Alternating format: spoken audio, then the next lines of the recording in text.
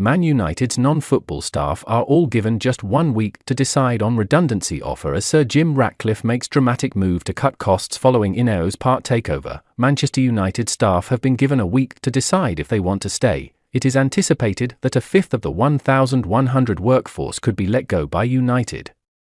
Manchester United's co-owners INEOS are ready to make savage cuts after emailing all employees on Tuesday inviting them to take redundancy, the mood at Old Trafford and Carrington plummeted just 4 days after United celebrated winning the FA Cup by beating Manchester City at Wembley. INEOS have been conducting an economy drive since Sir Jim Ratcliffe made a £1.3 billion investment and appointed corporate restructuring consultants Interpath to look at ways of cutting costs across the company. It's anticipated that up to a fifth of the 1,100 workforce could go as United look to save money. All non-football staff received the email on Tuesday and were given a week to decide if they want to give up their jobs by agreeing to a voluntary resignation.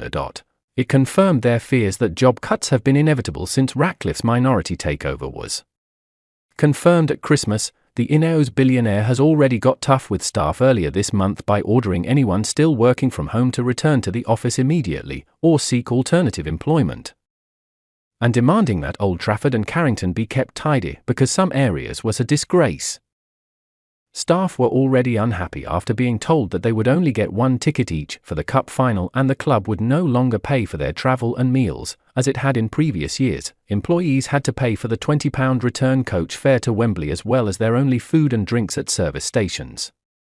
Mail Sport understands that 50 more staff than last year refused to take a ticket for the cup final because many were unhappy over INEOS cost-cutting measures. The co-owners are also aware of growing opposition among fans to sacking Ten Hag as the club conducts an end-of-season review into the Dutchman's performance, while continuing to hold talks with a number of potential replacements including Thomas Tuchel, Mauricio Pochettino and Thomas Frank. Meanwhile, INEOS are confident of convincing UEFA that both United and Nice can play in the Europa League next season. United's new investors have until next week to satisfy Europe's governing body that they will not be in breach of the multi-club ownership rules if both teams enter the competition. United qualified after beating City on Saturday, while Nice finished 5th in La Liga.